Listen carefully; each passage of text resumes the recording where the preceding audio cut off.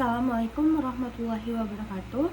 Saya Nazur Koma. Di sini akan memaparkan materi penyusunan polis brief and dokumen advokasi agribisnis. Di sini pengertiannya adalah mengubah data, fakta, dan aspirasi menjadi rekomendasi kebijakan yang berdampak bagi keberlanjutan agribisnis. Apa itu polis brief? Polis brief adalah dokumen singkat, padat, dan berbasis bukti yang menyajikan inti permasalahan beserta rekomendasi kebijakan secara jelas kepada pembuat kebijakan. Nah, fungsi polis brief ini yang pertama itu untuk menyampaikan pesan penting dan rekomendasi kebijakan secara ringkas dan jelas. Nah, fungsinya juga dapat membantu pembuat kebijakan memahami isu dan mengambil keputusan dengan lebih cepat. Ada juga menjadi alat komunikasi strategi dalam komunikasi advokasi kebijakan, lalu mendukung perubahan kebijakan berbasis data dan fakta. Nah, mengapa digunakan dalam advokasi? Pertama itu menyajikan isu dan solusi secara ringkas sehingga mudah diterima oleh pelaku kebijakan. Lalu berbasis data dan analisis yang kuat dapat meningkatkan kredibilitas advokasi, menjadi alat untuk mempengaruhi kebijakan dan mendorong tindakan nyata.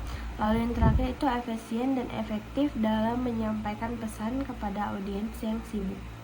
Nah, perbedaan polisi brief dengan laporan penelitian dari aspek tujuan, polisi brief ini mempengaruhi kebijakan dan mendorong tindakan, sedangkan laporan penelitian menjelaskan temuan secara ilmiah. Lalu dari aspek audiens, polisi brief ini pembuatan kebijakan, praktisi, LSM,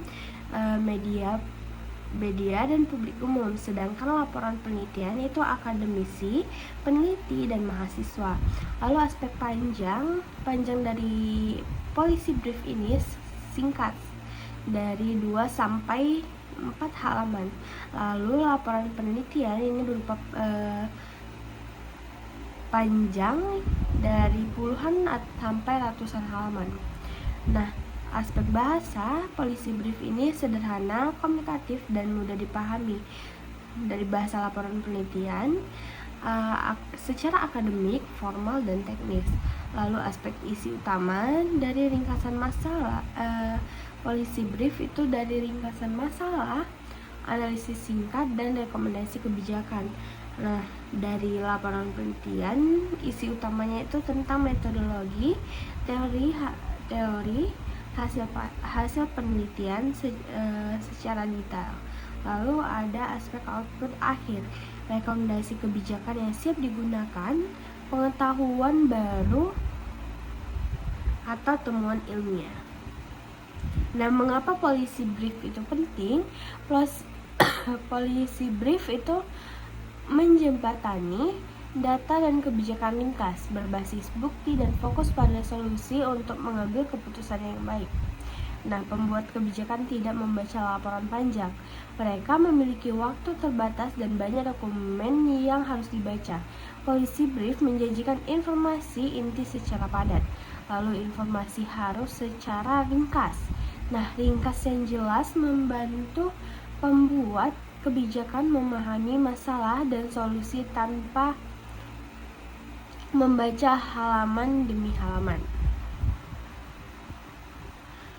Lalu ada berbasis data, di mana rekomendasi yang kuat lahir dari data dan bukti yang akurat, bukan sekedar opini atau asumsi. Nah, data ini juga mudah dipahami dari bahasa sederhana, visual yang jelas, dan struktur yang logis, membuat pesan lebih mudah diterima dan diingat. Lalu ada fokus pada sosial. Nah, polisi brief ini tidak hanya menjelaskan masalah, tetapi juga menawarkan alternatif dan rekomendasi kebijakan yang konkret. Lalu masuk pada jenis dokumentasi. jenis dokumentasi advokasi. Nah, berbagai dokumentasi advokasi memiliki fungsi berbeda namun saling melengkapi dalam mempengaruhi kebijakan publik, di mana dokumen policy brief itu bertujuan memberikan rekomendasi kebijakan. Lalu dokumen position paper itu tujuannya menjelaskan sikap organisasi. Lalu dokumen executive summary itu tujuannya ringkasan isu. Lalu dokumen policy memo itu tujuannya memberikan masukan singkat. Lalu dokumen naskah audiens itu bahan presentasi kepada pengambilan keputusan. Nah, struktur policy brief. Kerangka penulisan yang sistematis, ringkas, dan berorientasi pada solusi kebijakan. Judulnya itu judul yang jelas, spesifik, dan menarik perhatian. Ringkasan itu tentang interaksi isu, temuan utama, dan rekomendasi sepanjang 3-5 kalimat. Lalu latar belakang itu tentang konteks isu, data penting, dan mengapa isu itu relevan. Permasalahannya, uraian masalah utama yang ingin diselesaikan. Lalu analisisnya itu analisis akar masalah,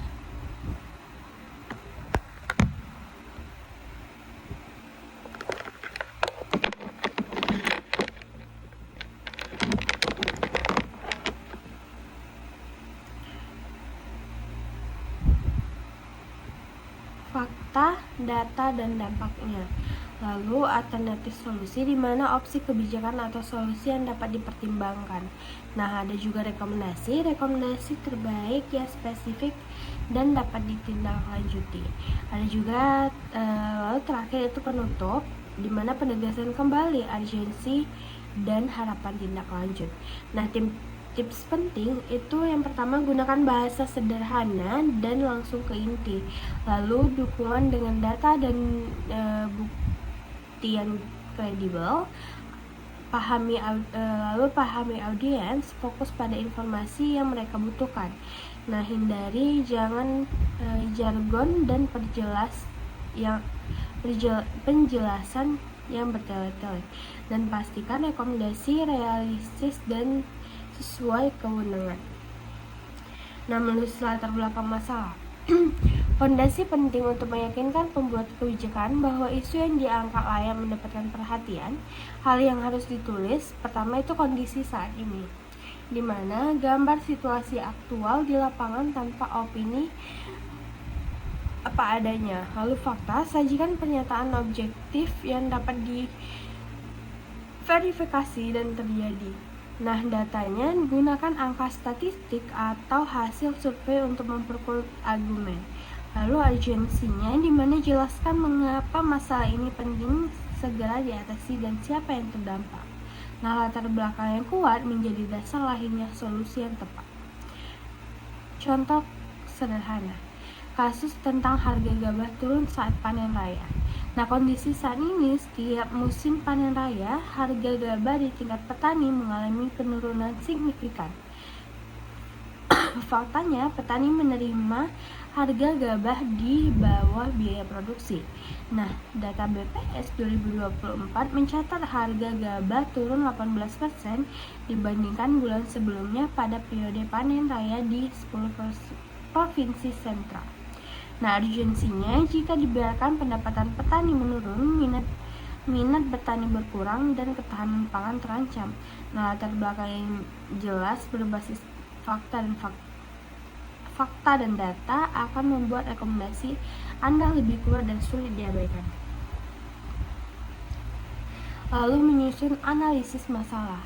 Analisis masalah yang baik membantu kita memahami akar permasalahan secara mendalam sehingga rekomendasi yang diberikan tepat sasaran dan berdampak nyata. Nah, penyebab utamanya yaitu mengidentifikasi faktor-faktor inti yang menjadi akar masalah, bukan hanya gejala di permukaan. Pertanyaan kuncinya, mengapa masalah ini terjadi, faktor apa yang paling berpengaruh, dan apa yang menjadi akar penyebabnya. Lalu dampaknya,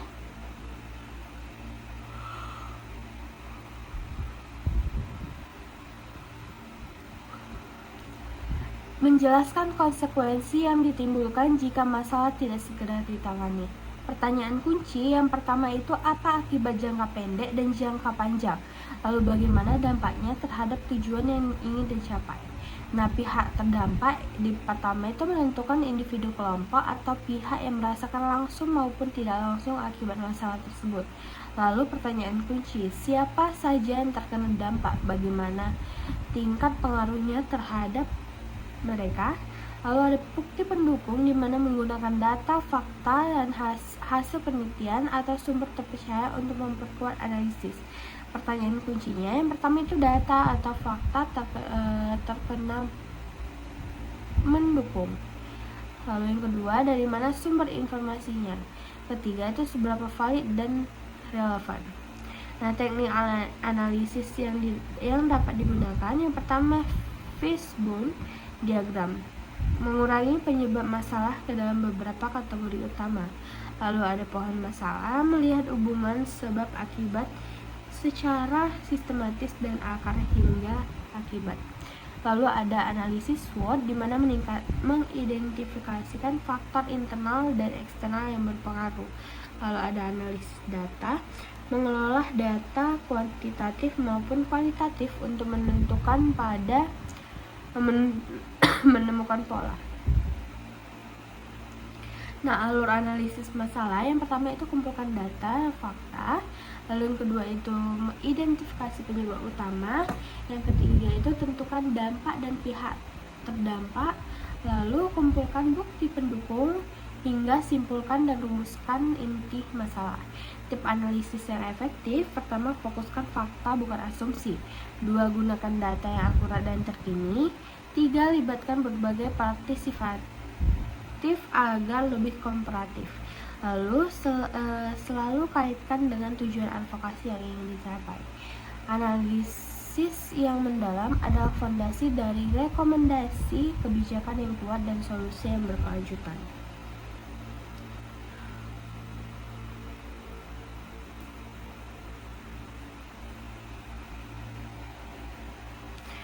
Lalu menyusun alternatif kebijakan.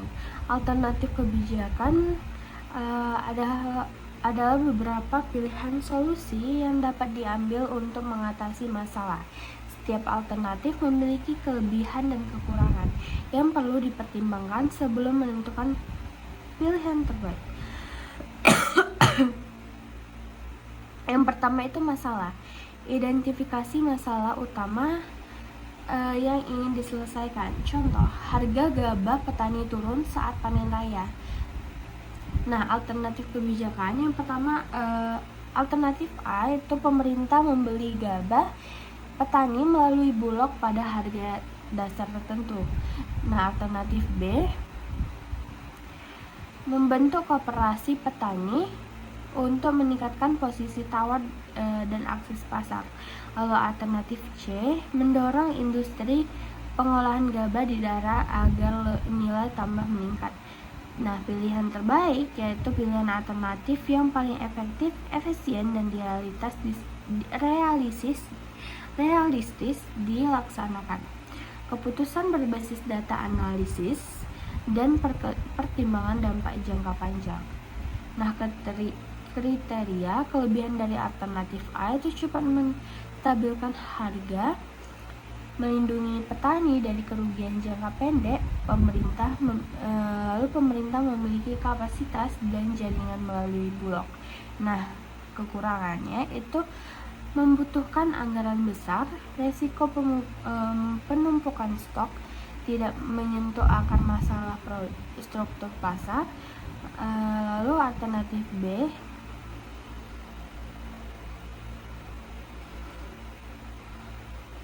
kelebihannya memperkuat kemandirian petani, meningkatkan posisi tawar, manfaat jangka panjang, dan berkelanjutan. Ini membutuhkan waktu, kapasitas manajemen petani masih beragam. Lalu perlu pendampingan intensif. Nah, dari alternatif C, kelebihannya itu nilai tambah meningkat, membuka lapangan kerja, mengurangi ketergantungan pada penjual gabah mentah. Lalu kekurangannya itu adalah investasi awal tinggi, butuh kesiapan infrastruktur, dampak jangka pendek terhadap harga tidak langsung terasa. Lalu tips menyusun alternatif itu gunakan data dan fakta sebagai dasar penyusunan alternatif. Pastikan alternatif realistis dan sesuai dengan konteks lokal, lalu bandingkan setiap alternatif secara objektif.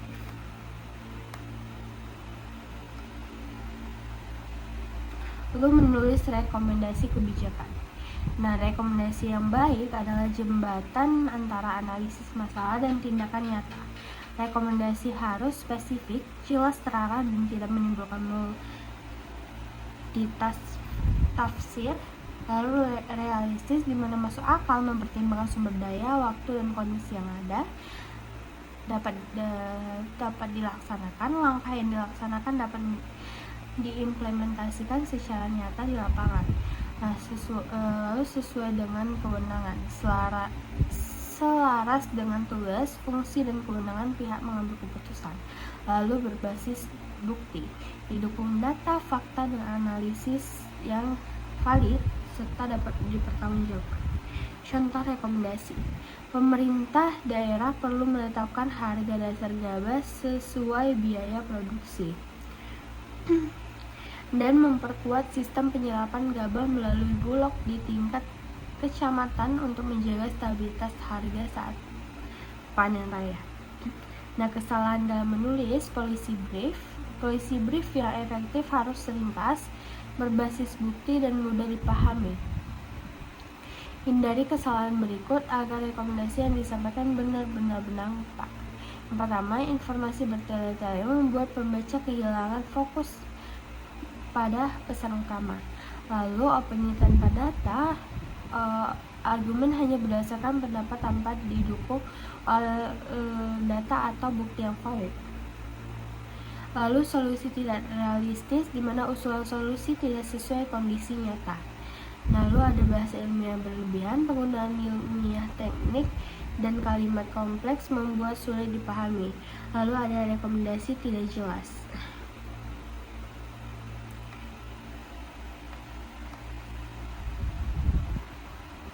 Nah, contoh sederhana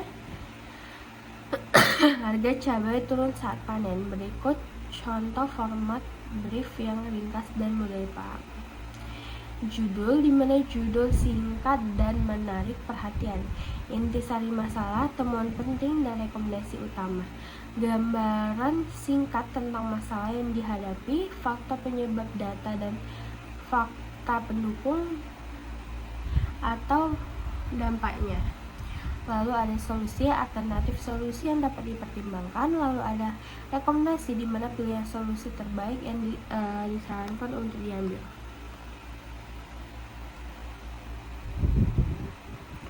Lalu ada simulasi penyusunan policy brief. Nah, belajar dari isu nyata, merumuskan solusi nyata. Melalui simulasi ini, mahasiswa berlatih menganalisis masalah dan merumuskan rekomendasi kebijakan secara ringkas, berbasis data, dan tepat sasaran. Setiap kelompok memilih salah satu isu, di mana ada pupuk, sawit, padi, hortikultura, jagung, dan kopi. Lalu menyusun policy brief 1 halaman.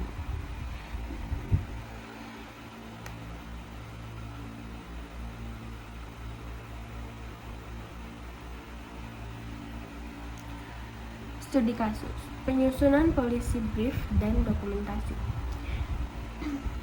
Pada studi kasus kali ini, saya akan membahas mengenai penyusunan policy brief dan dokumentasi advokasi agribisnis.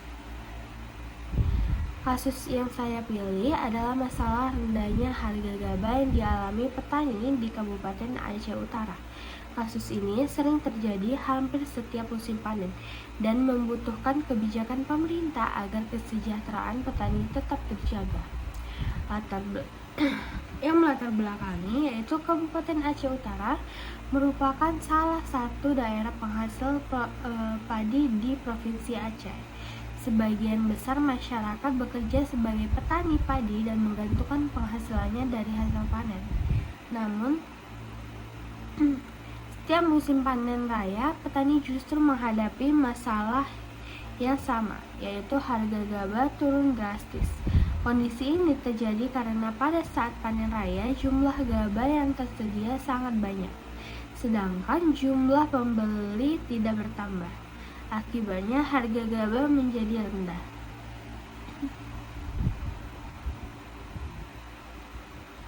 Selain itu, sebagian besar petani tidak memiliki gudang penyimpanan sehingga mereka tidak bisa menyimpan hasil panennya.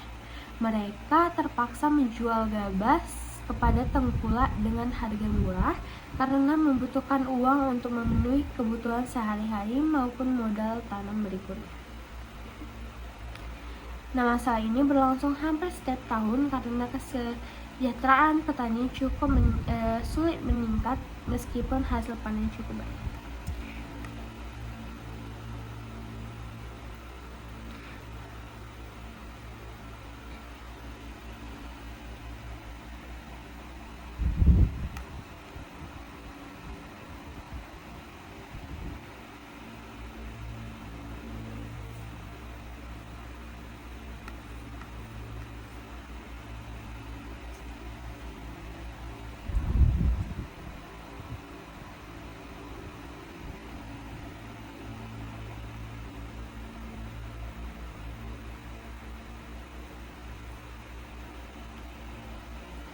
Lalu ada permasalahan. Kalau kita melihat kasus ini, sebenarnya terdapat beberapa permasalahan utama.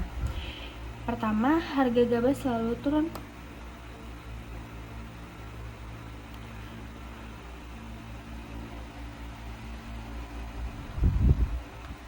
saat panen raya. Kedua, petani memiliki posisi tawar yang lemah terhadap tengkulak. Keempat, fasilitas penyimpanan gabah masih sangat terbatas. Kelima, petani sering tidak mengetahui perkembangan harga pasar sehingga mereka menjual gabah tanpa mempertimbangkan harga yang sebenarnya. Apabila kondisi ini terus berlangsung, maka pendapatan petani akan terus menurun dan minat masyarakat untuk bertani juga semakin berkurang. Mengapa harus dibuat policy brief? Nah, kalau muncul pertanyaan mengapa perlu dibuat policy brief? Policy brief dibuat karena pemerintah memerlukan informasi yang singkat tetapi jelas mengenai suatu permasalahan. Pemerintah tidak mungkin membaca laporan penelitian yang jumlah halamannya puluhan bahkan ratusan halaman. Oleh karena itu, dibuatlah policy brief yang hanya berisi inti permasalahan, penyebab, dampak, dan rekomendasi kebijakan. Dalam kasus ini, policy brief ditunjuk kepada Bupati, Dinas Pertanian, DPRK, dan Bulog agar mereka mengetahui kondisi petani dan dapat segera mengambil kebijakan.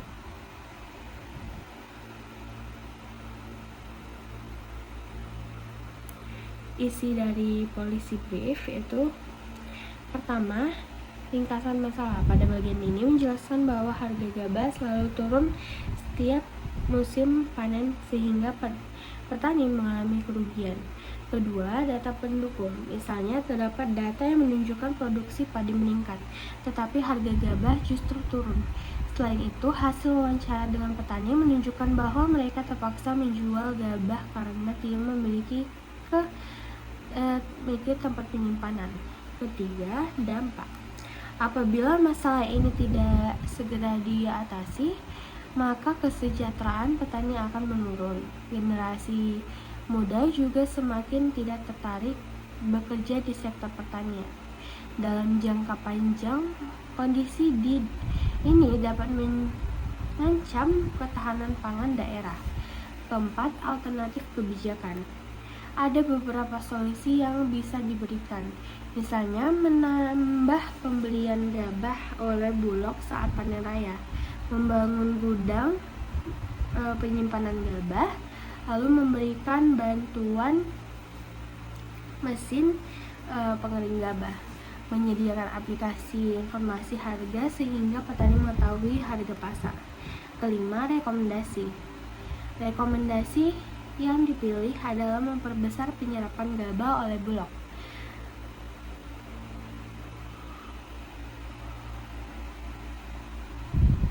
memperkuat koperasi petani, dan membangun gudang penyimpanan agar petani tidak terpaksa menjual gabah ketika harga sedang rendah.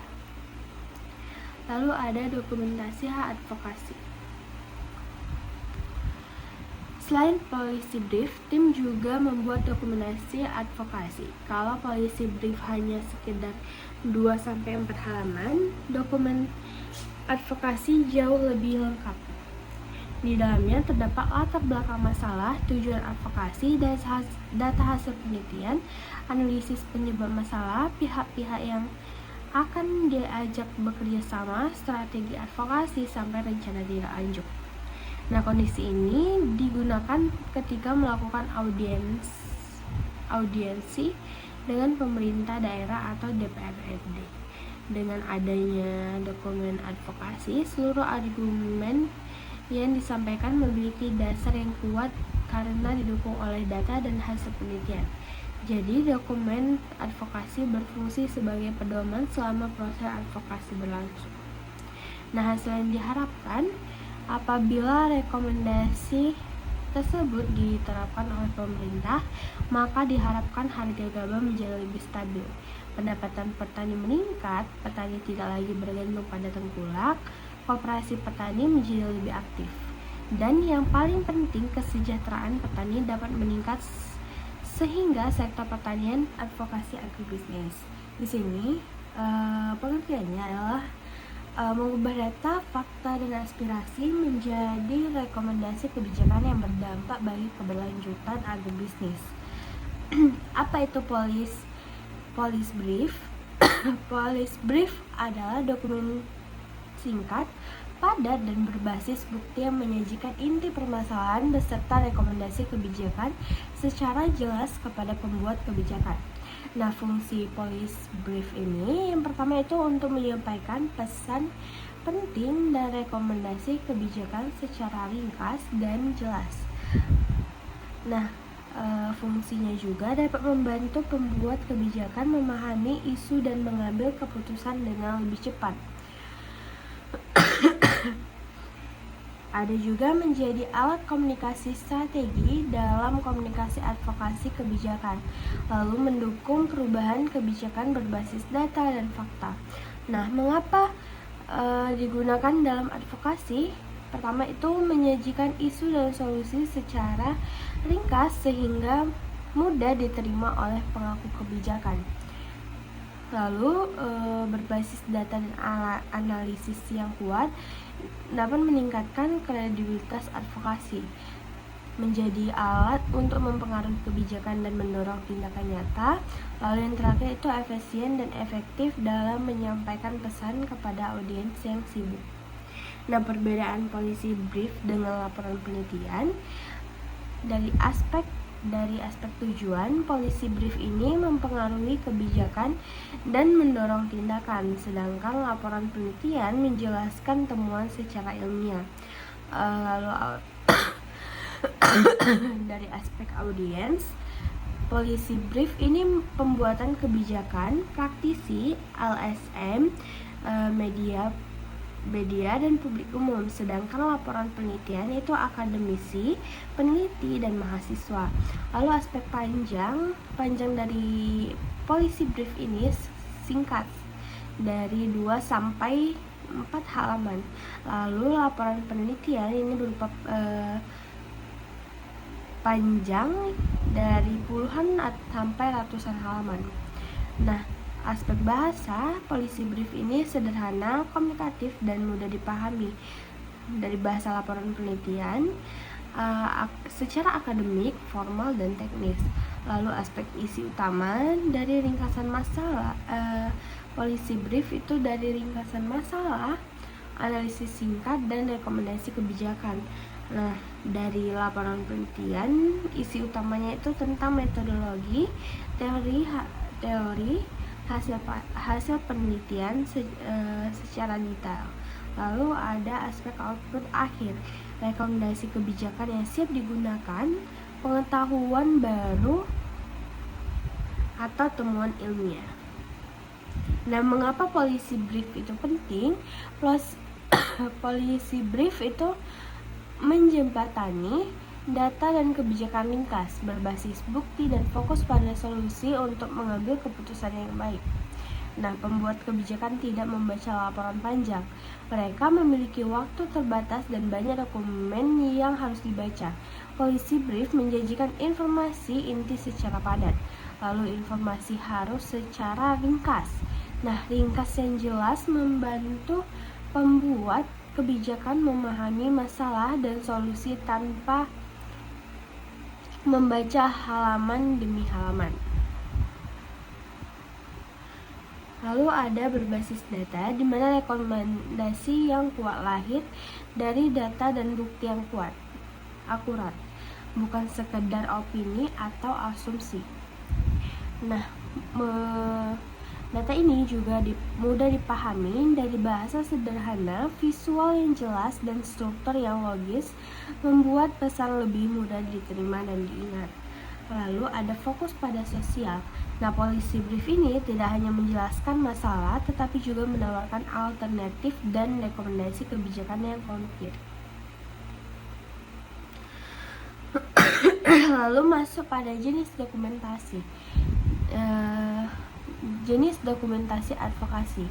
Nah, berbagai dokumentasi advokasi memiliki fungsi berbeda namun saling melengkapi dalam mempengaruhi kebijakan publik, di mana dokumen policy brief itu bertujuan memberikan rekomendasi kebijakan. Lalu dokumen position paper itu tujuannya menjelaskan sikap organisasi. Lalu dokumen executive summary itu tujuannya ringkasan isu.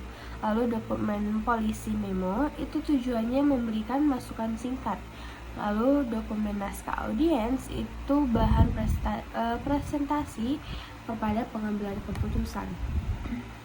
Nah, struktur policy brief. Kerangka penulisan yang sistematis, ringkas, dan berorientasi pada solusi kebijakan.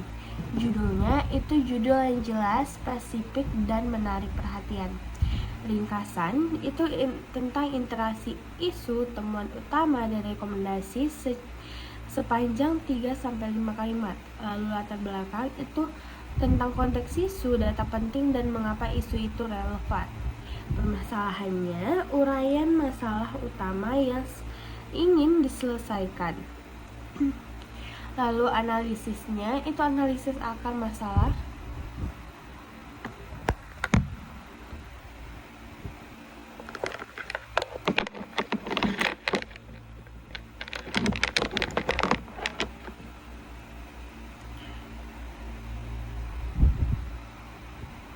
fakta, data, dan dampaknya.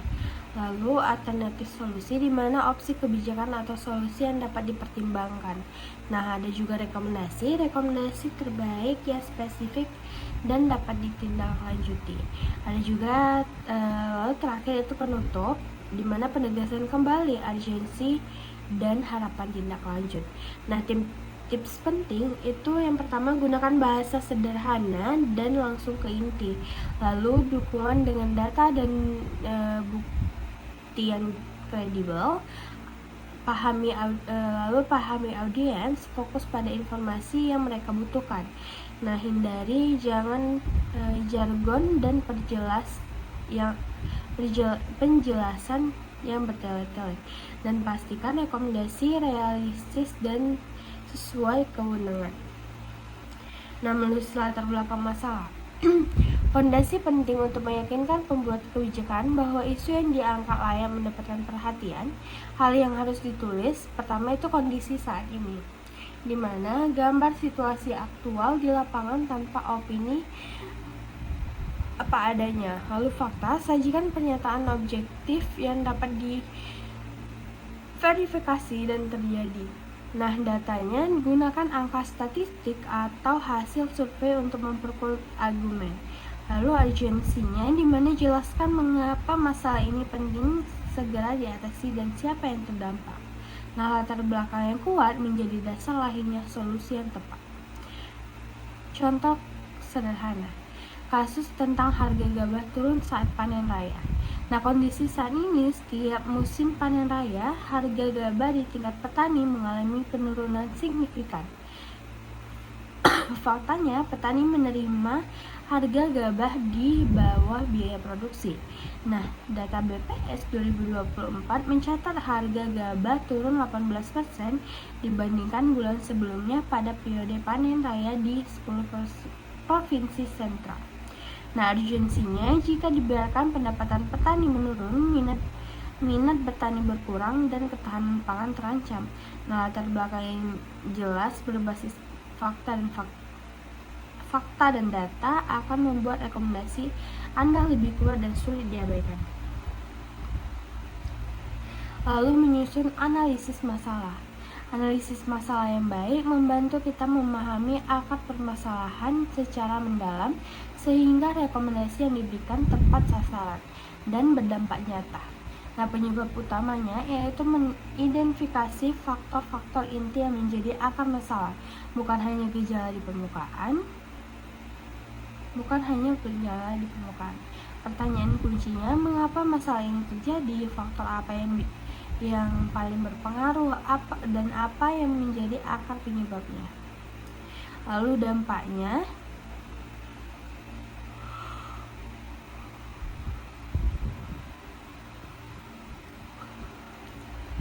Menjelaskan konsekuensi yang ditimbulkan jika masalah tidak segera ditangani.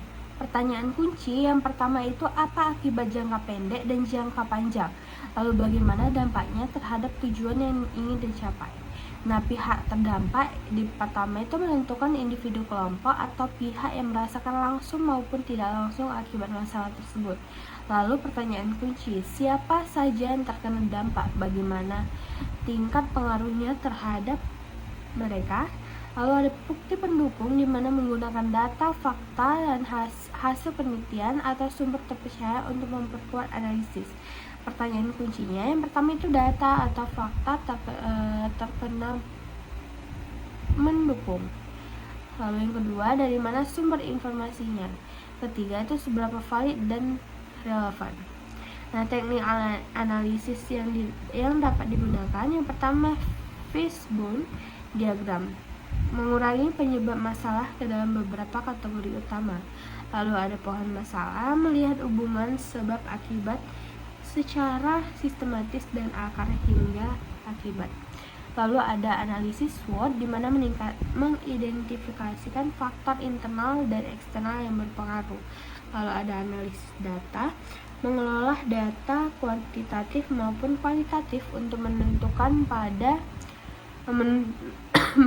pola. Nah, alur analisis masalah, yang pertama itu kumpulkan data, fakta. Lalu yang kedua itu identifikasi penyebab utama. Yang ketiga itu tentukan dampak dan pihak terdampak. Lalu kumpulkan bukti pendukung hingga simpulkan dan rumuskan inti masalah. Tip analisis yang efektif, pertama fokuskan fakta bukan asumsi. 2, gunakan data yang akurat dan terkini.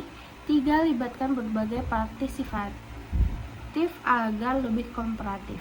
Lalu selalu kaitkan dengan tujuan advokasi yang ingin dicapai. Analisis yang mendalam adalah fondasi dari rekomendasi kebijakan yang kuat dan solusi yang berkelanjutan.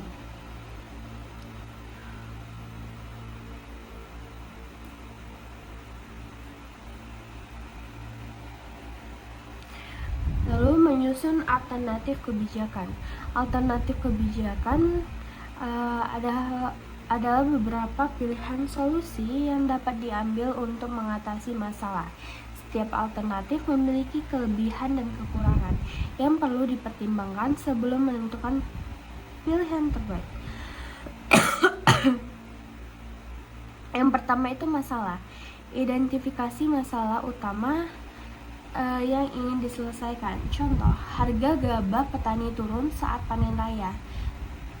Nah, alternatif kebijakan yang pertama, alternatif A itu pemerintah membeli gabah petani melalui bulog pada harga dasar tertentu. Nah, alternatif B, membentuk koperasi petani untuk meningkatkan posisi tawar dan akses pasar. Lalu alternatif C, mendorong industri pengolahan gabah di daerah agar nilai tambah meningkat. Nah, pilihan terbaik yaitu pilihan alternatif yang paling efektif, efisien, dan realistis dilaksanakan. Keputusan berbasis data analisis dan pertimbangan dampak jangka panjang. Nah, kriteria kelebihan dari alternatif A itu cepat menstabilkan harga, melindungi petani dari kerugian jangka pendek, lalu pemerintah memiliki kapasitas dan jaringan melalui Bulog.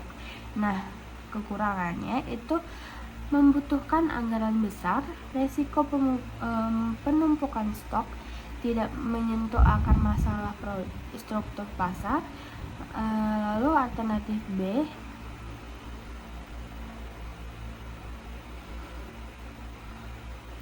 kelebihannya memperkuat kemandirian petani, meningkatkan posisi tawar, manfaat jangka panjang, dan berkelanjutan. Ini membutuhkan waktu, kapasitas manajemen petani masih beragam. Lalu perlu pendampingan intensif. Nah, dari alternatif C, kelebihannya itu nilai tambah meningkat, membuka lapangan kerja, mengurangi ketergantungan pada penjual gabah mentah.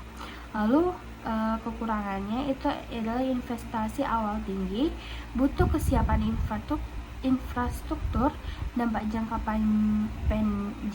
pendek terhadap harga tidak langsung terasa. Lalu tips menyusun alternatif itu gunakan data dan fakta sebagai dasar penyusunan alternatif. Pastikan alternatif realistis dan sesuai dengan konteks lokal. Lalu bandingkan setiap alternatif secara objektif.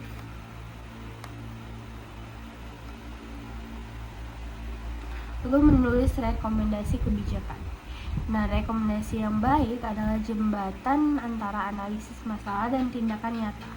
Rekomendasi harus spesifik, jelas, terarah, dan tidak menimbulkan multitafsir. Lalu realistis, di mana masuk akal, mempertimbangkan sumber daya, waktu, dan kondisi yang ada, dapat dilaksanakan. Langkah yang dilaksanakan dapat diimplementasikan secara nyata di lapangan.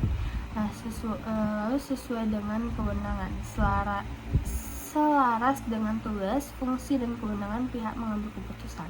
Lalu berbasis bukti, didukung data, fakta, dan analisis yang valid serta dapat dipertanggungjawabkan. Contoh rekomendasi: pemerintah daerah perlu menetapkan harga dasar gabah sesuai biaya produksi dan memperkuat sistem penyerapan gabah melalui Bulog di tingkat kecamatan untuk menjaga stabilitas harga saat panen raya. Nah, kesalahan dalam menulis policy brief yang efektif harus ringkas, berbasis bukti, dan mudah dipahami.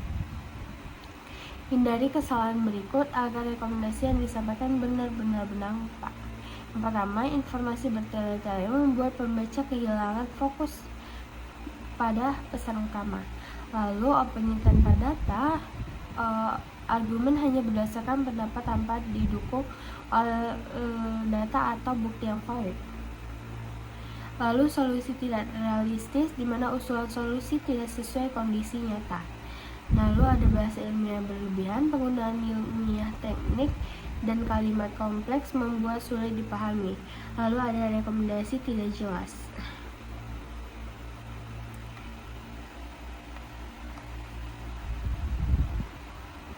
Nah, contoh sederhana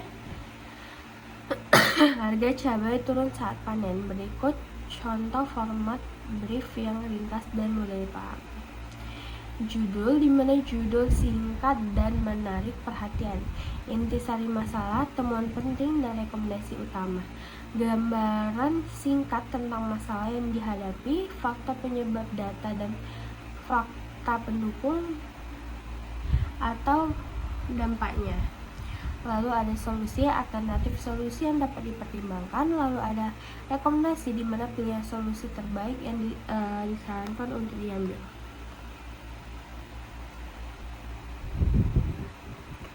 Lalu ada simulasi penyusunan polisi brief. Kita belajar dari isu nyata, merumuskan solusi nyata. Melalui simulasi ini, mahasiswa berlatih menganalisis masalah dan merumuskan rekomendasi kebijakan secara ringkas berbasis data dan tepat sasaran. Setiap kelompok memilih salah satu isu, di mana ada pupuk, sawit, padi, hortikultura, jagung, dan kopi. Lalu menyusun polisi brief 1 halaman.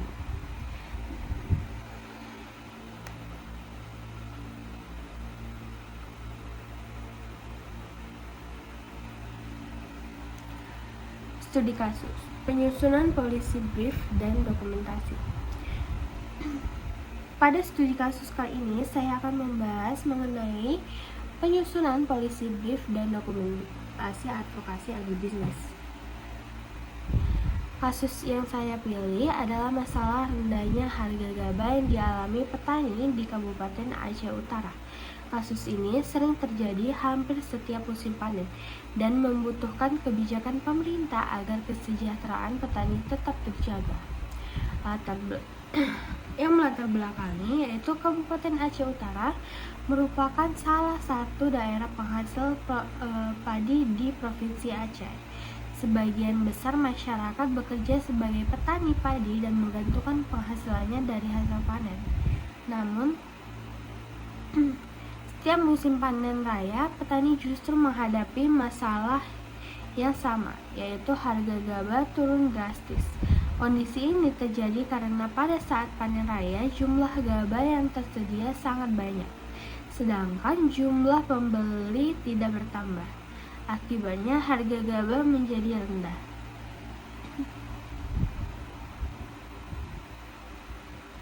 Selain itu, sebagian besar petani tidak memiliki gudang penyimpanan sehingga mereka tidak bisa menyimpan hasil panennya. Mereka terpaksa menjual gabah kepada tengkulak dengan harga murah karena membutuhkan uang untuk memenuhi kebutuhan sehari-hari maupun modal tanam berikutnya. Nah, masalah ini berlangsung hampir setiap tahun karena kesejahteraan petani cukup sulit meningkat meskipun hasil panen cukup baik.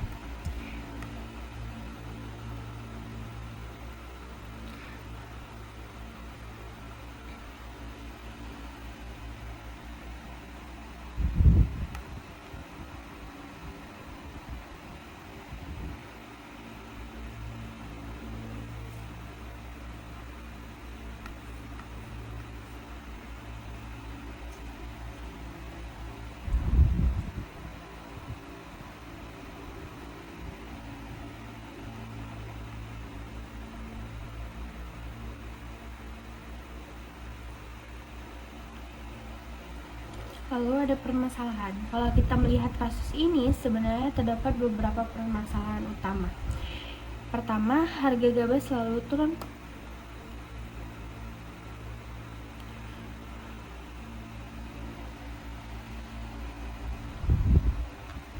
saat panen raya. Kedua, petani memiliki posisi tawar yang lemah terhadap tengkulak. Keempat, fasilitas penyimpanan gabah masih sangat terbatas. Kelima, petani sering tidak mengetahui perkembangan harga pasar sehingga mereka menjual gabah tanpa mempertimbangkan harga yang sebenarnya. Apabila kondisi ini terus berlangsung, maka pendapatan petani akan terus menurun dan minat masyarakat untuk bertani juga semakin berkurang. Mengapa harus dibuat polisi brief? Nah, kalau muncul pertanyaan mengapa perlu dibuat polisi brief? Polisi brief dibuat karena pemerintah memerlukan informasi yang singkat tetapi jelas mengenai suatu permasalahan. Pemerintah tidak mungkin membaca laporan penelitian yang jumlah halamannya puluhan bahkan ratusan halaman. Oleh karena itu, dibuatlah polisi brief yang hanya berisi inti permasalahan, penyebab, dampak, dan rekomendasi kebijakan. Dalam kasus ini, polisi brief ditunjuk kepada Bupati, Dinas Pertanian, DPRK, dan Bulog agar mereka mengetahui kondisi petani dan dapat segera mengambil kebijakan.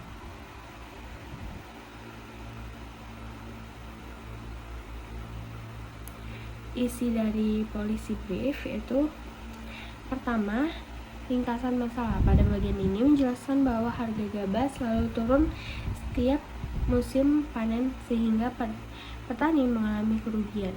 Kedua, data pendukung. Misalnya terdapat data yang menunjukkan produksi padi meningkat, tetapi harga gabah justru turun. Selain itu, hasil wawancara dengan petani menunjukkan bahwa mereka terpaksa menjual gabah karena tidak memiliki tempat penyimpanan. Ketiga, dampak. Apabila masalah ini tidak segera diatasi, maka kesejahteraan petani akan menurun. Generasi muda juga semakin tidak tertarik bekerja di sektor pertanian. Dalam jangka panjang, kondisi ini dapat mengancam ketahanan pangan daerah. Keempat, alternatif kebijakan. Ada beberapa solusi yang bisa diberikan, misalnya menambah pembelian gabah oleh Bulog saat panen raya, membangun gudang penyimpanan gabah, lalu memberikan bantuan mesin pengering gabah, menyediakan aplikasi informasi harga sehingga petani mengetahui harga pasar. Kelima, rekomendasi.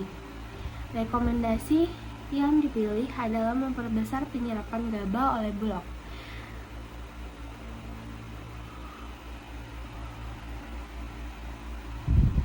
memperkuat koperasi petani, dan membangun gudang penyimpanan agar petani tidak terpaksa menjual gabah ketika harga sedang rendah. Lalu ada dokumentasi hak advokasi. Selain policy brief, tim juga membuat dokumentasi advokasi. Kalau policy brief hanya sekedar 2-4 halaman, dokumen advokasi jauh lebih lengkap. Di dalamnya terdapat latar belakang masalah, tujuan advokasi, data hasil penelitian, analisis penyebab masalah, pihak-pihak yang akan diajak bekerja sama, strategi advokasi, sampai rencana tindak lanjut. Nah, kondisi ini digunakan ketika melakukan audiensi dengan pemerintah daerah atau DPRD. Dengan adanya dokumen advokasi, seluruh argumen yang disampaikan memiliki dasar yang kuat karena didukung oleh data dan hasil penelitian. Jadi, dokumen advokasi berfungsi sebagai pedoman selama proses advokasi berlangsung. Nah, hasil yang diharapkan apabila rekomendasi tersebut diterapkan oleh pemerintah, maka diharapkan harga gabah menjadi lebih stabil, pendapatan petani meningkat, petani tidak lagi bergantung pada tengkulak, koperasi petani menjadi lebih aktif, dan yang paling penting, kesejahteraan petani dapat meningkat sehingga sektor pertanian berbasis bukti, didukung data, fakta, dan analisis yang valid serta dapat dipertanggungjawabkan. Contoh rekomendasi. Pemerintah daerah perlu menetapkan harga dasar gabah sesuai biaya produksi dan memperkuat sistem penyerapan gabah melalui Bulog di tingkat kecamatan untuk menjaga stabilitas harga saat panen raya. Nah, kesalahan dalam menulis policy brief yang efektif harus ringkas, berbasis bukti, dan mudah dipahami. Hindari kesalahan berikut agar rekomendasi yang disampaikan benar-benar berdampak. Yang pertama, informasi bertele-tele membuat pembaca kehilangan fokus pada pesan utama.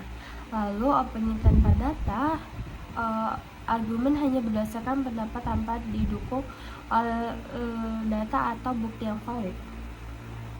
Lalu, solusi tidak realistis, di mana usulan solusi tidak sesuai kondisi nyata.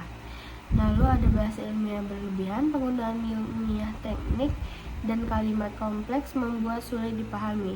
Lalu ada rekomendasi tidak jelas.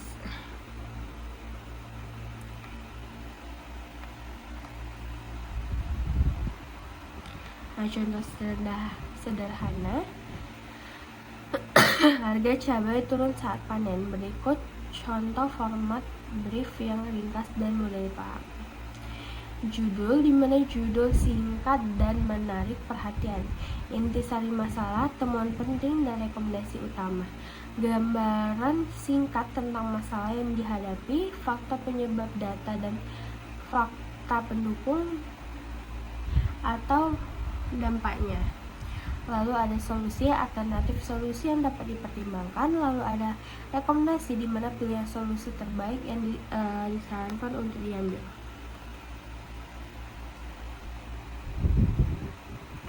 Lalu ada simulasi penyusunan polisi brief.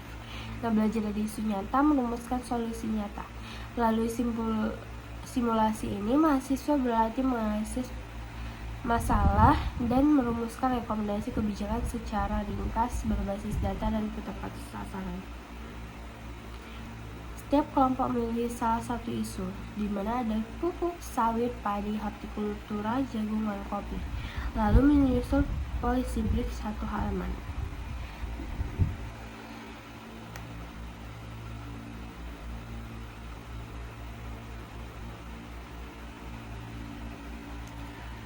Studi kasus, penyusunan policy brief dan dokumentasi. Pada studi kasus kali ini, saya akan membahas mengenai penyusunan policy brief dan dokumentasi advokasi agribisnis. Kasus yang saya pilih adalah masalah rendahnya harga gabah yang dialami petani di Kabupaten Aceh Utara. Kasus ini sering terjadi hampir setiap musim panen dan membutuhkan kebijakan pemerintah agar kesejahteraan petani tetap terjaga. Yang melatar belakangi yaitu Kabupaten Aceh Utara merupakan salah satu daerah penghasil padi di Provinsi Aceh. Sebagian besar masyarakat bekerja sebagai petani padi dan menggantungkan penghasilannya dari hasil panen. Namun, setiap musim panen raya, petani justru menghadapi masalah yang sama, yaitu harga gabah turun drastis. Kondisi ini terjadi karena pada saat panen raya, jumlah gabah yang tersedia sangat banyak, sedangkan jumlah pembeli tidak bertambah. Akibatnya, harga gabah menjadi rendah.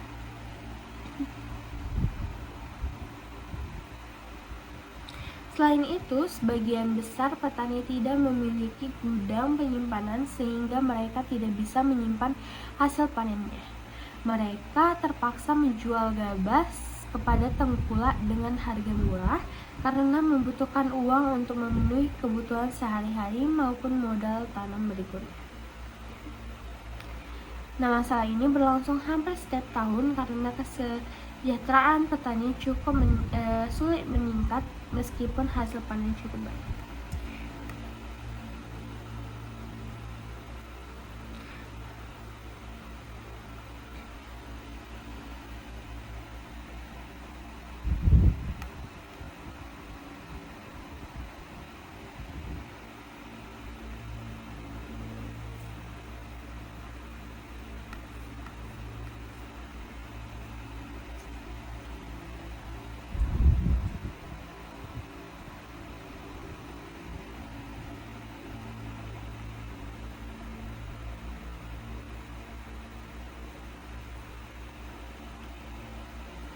Lalu ada permasalahan. Kalau kita melihat kasus ini, sebenarnya terdapat beberapa permasalahan utama.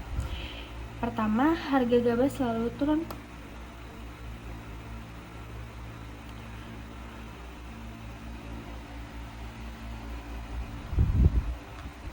saat panen raya.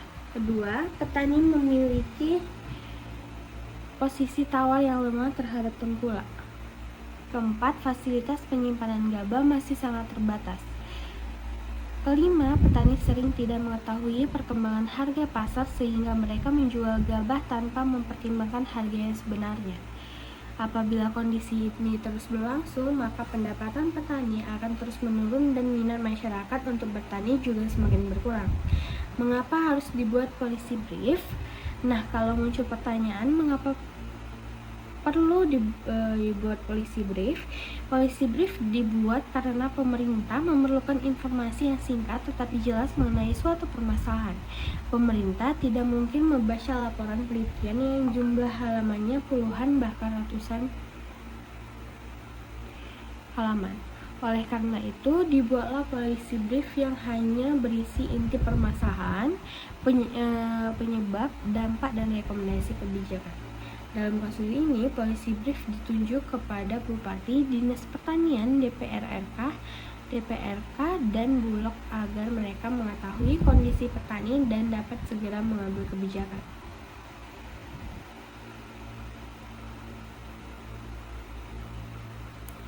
Isi dari polisi brief itu pertama, ringkasan masalah. Pada bagian ini menjelaskan bahwa harga gabah selalu turun setiap musim panen sehingga petani mengalami kerugian. Kedua, data pendukung. Misalnya terdapat data yang menunjukkan produksi padi meningkat, tetapi harga gabah justru turun. Selain itu, hasil wawancara dengan petani menunjukkan bahwa mereka terpaksa menjual gabah karena tidak memiliki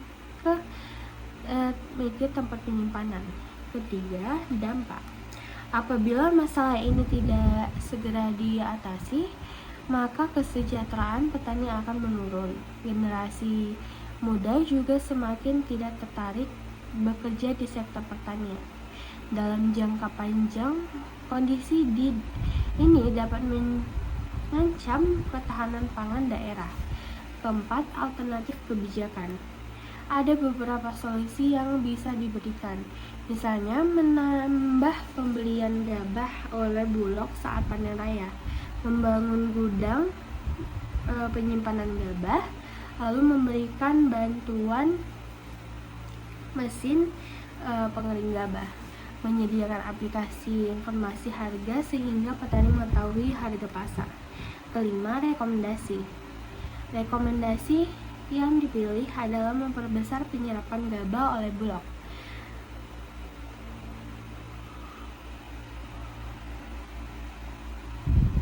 Memperkuat koperasi petani dan membangun gudang penyimpanan agar petani tidak terpaksa menjual gabah ketika harga sedang rendah. Lalu ada dokumentasi advokasi. Selain polisi brief, tim juga membuat dokumentasi advokasi. Kalau polisi brief hanya sekedar 2-4 halaman, dokumen advokasi jauh lebih lengkap. Di dalamnya terdapat latar belakang masalah, tujuan advokasi, data hasil penelitian, analisis penyebab masalah, pihak-pihak yang akan diajak bekerja sama, strategi advokasi, sampai rencana tindak lanjut. Nah, kondisi ini digunakan ketika melakukan audiensi dengan pemerintah daerah atau DPRD. Dengan adanya dokumen advokasi, seluruh argumen yang disampaikan memiliki dasar yang kuat karena didukung oleh data dan hasil penelitian. Jadi, dokumen advokasi berfungsi sebagai pedoman selama proses advokasi berlangsung. Nah, hasil yang diharapkan apabila rekomendasi tersebut diterapkan oleh pemerintah, maka diharapkan harga gabah menjadi lebih stabil, pendapatan petani meningkat, petani tidak lagi bergantung pada tengkulak, koperasi petani menjadi lebih aktif, dan yang paling penting, kesejahteraan petani dapat meningkat sehingga sektor pertanian tetap berkembang. Dari studi kasus ini dapat disimpulkan bahwa polisi brief dan dokumen advokasi memiliki peran yang berbeda tetapi saling melengkapi. Polisi brief berhasil memberikan informasi yang singkat, padat, dan langsung pada inti masalah sehingga memudahkan pengambilan kebijakan, memahami persoalan serta solusi yang ditawarkan. Sedangkan dokumentasi advokasi berfungsi sebagai dokumen pendukung yang lebih lengkap karena memuat analisis masalah, data strategi, serta langkah-langkah yang akan dilakukan selama proses advokasi. Dengan adanya kedua dokumen tersebut, proses advokasi tidak hanya berdasarkan pendapat, tetapi juga berdasarkan data dan bukti yang kuat sehingga peluang diterimanya usulan kebijakan menjadi lebih besar. Sekian, saya tutup. Wabillahi taufiq wal hidayah. Wassalamualaikum warahmatullahi wabarakatuh.